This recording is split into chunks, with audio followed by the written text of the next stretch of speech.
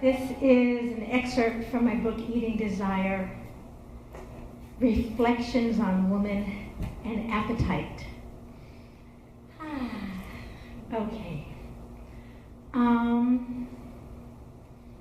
The first few weeks after becoming a mother were kind of rocky.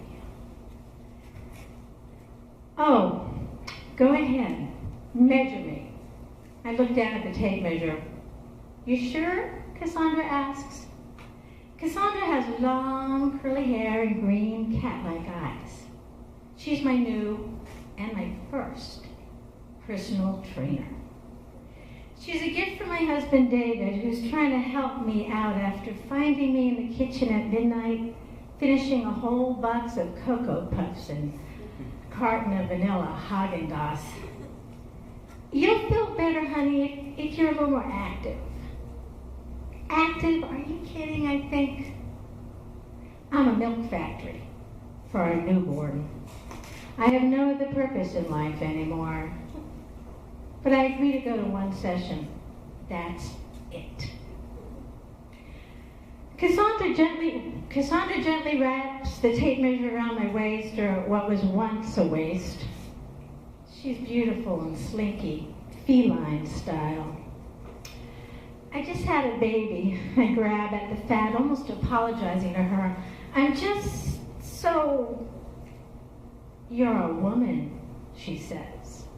Mothers are supposed to have bellies. It's how we're made. Bellies make life. She then pulls up her shirt to reveal the most muscular abs I have ever seen. Yeah, I'm flat as a board, flat and tight as a drum, but I never had kids. You think I'm any happier? Ridiculous. Why do women think they shouldn't have women's bodies? Your belly's beautiful, baby. It made a baby. Have a little pride in that body of yours. Cassandra pats my tummy sweetly. I have no idea where that belly came from. I want to say as it seems to droop sadly. It doesn't belong to me. Cassandra looks out at the window at the bay as the seagulls gather near the gym. We're going to help you get fit and healthy. In the meantime, be kind to yourself, okay? She then leads me into a room full of machines, all whirring and whizzing with busy feet. She puts me on the treadmill. You know how to breathe? I'm not dead yet, I say. But really breathe. Exercise is no good if you can't breathe. Let's talk about breathing before we get going. And also, let's talk about chocolate cake. Chocolate cake? You can't spend your life denying yourself, understand? You have to learn to breathe. And then allow yourself some cake. I'm in a gym with sweating, thin bodies, and this brunette goddess is prescribing breathing and chocolate cake. I know how perfectionists are, she says. You're a perfectionist. She touches my cheek, aren't you? The treadmill races beneath me. I may demand perfection for myself, I think, but I rarely comply. Look at me, breasts bouncing, face growing red, and arms jiggling. I'm fat, the fattest I've ever been. I hate the flesh hanging from my arms. I once dated a guy who told me that my arms and ankles looked like his grandmother's. I didn't dump him in a heartbeat. I should have. But the worst part was I believed him, and believed it mattered. Made me less a person, less a woman to love. You know, you're just perfectly fine the way you are now. Understand, you'd be fine 200, 300 pounds more. Just fine. We're just going to bring you into your body so you can really enjoy life. Come with me. Already sweating, I bounce off the treadmill and follow into a small lavender room. Lie down. Breathe from the belly. Her palm guides my inhale into my gut. What do you feel inside? Whew, terror. The baby just took over my body. Where's that terror? Here. I point to the scar from the C-section where I felt torn apart, cracked in two by her birth. Your body's settling back in after trauma. Let's take the terror away. Her hand presses into my navel, and then she lets out an enormous sigh and hums. With each breath, I feel a settling, a connection. I remember my daughter's small head parting the flaps of skin. It's so unnatural, I cringe. It's coming through the belly like that. Cesarean, huh? Yeah, she was breached. My eyes are closed. It figures, Cassandra says, just like she's known me for years. She's a nonconformist, just like her mom. She had to come into the world feet first.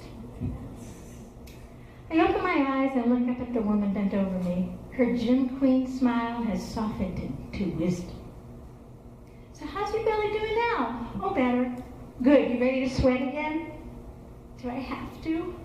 Oh, she stands above me. Is it really where you want to be? On your back?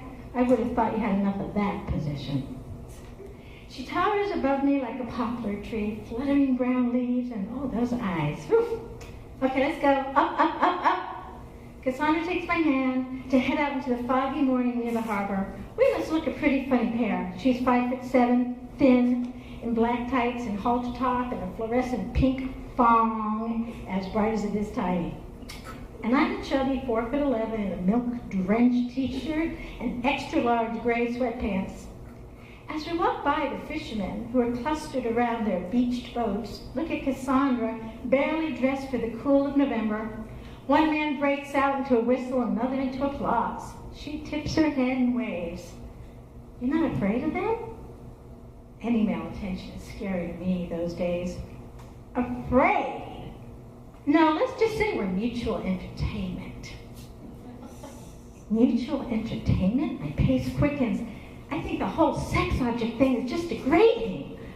Is that what it is? Cassandra grins. I'm not an object at all. She looks straight into me. No one can make me into an object. If they do, it's a gross lack of understanding on their part. What? Come on, pick up the pace. It's a game, cat and mouse, and I'm the cat. Come on. Then Cassandra's face grows serious. You must have gone through some pretty rough stuff once. Yeah, I do, I say. Now, I've had it pretty easy. Men always treat me right, but I know it's not like that for every woman. Sweat gathers on my forehead. Cassandra walks so quickly. Her legs are so damn long. Mine feels stuck in the sockets, unoiled. But I keep walking. Okay, good. She heads up the hill. Now, what's stopping you from losing that weight? Come on, what's stopping you from losing the weight you want to lose? Oh, I guess I'm scared of losing weight. I feel so vulnerable. My breath is getting labored. You're not, though. Cassandra wipes her head with the side of her hand as we trudge up the hill to a cliff overlooking the sea. You're strong as nails. Every time you think you're powerless, you give yourself away. That's no way to live. When we reach the top, a cool breeze comes off the waves below. The sun is consumed in clouds. My breath is rapid. Okay, no more talking. Focus on the rhythm of your walking, like a moving meditation. Moving meditation? We walk silently down the hill past the flirtatious stares of fishermen. We're so deep in our silence and the rhythm of our own exhales that we barely know the men are there. That was good, she says, when we get to the door of the gym. I can already feel a change in you. Now go easy, okay? She takes my hand in hers. Life is short. Savor it, baby. My first session with Cassandra takes place on a day the sun never comes out.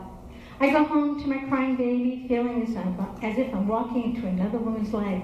Whose baby is this?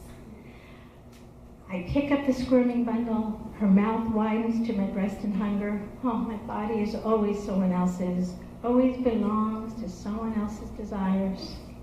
Then I think of Cassandra. Her curls lifted in the wind, hazel eyes aimed ahead. Cassandra knows who she is. No apologies, no regrets.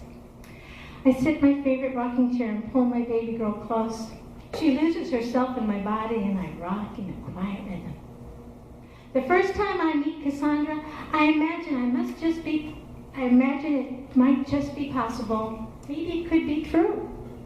Savor it. I hear her words again as I breathe deeply into my plump belly, feeling the smooth, warm goodness of baby's cheeks upon me, feeling her hunger rise up around me. I'm no longer afraid.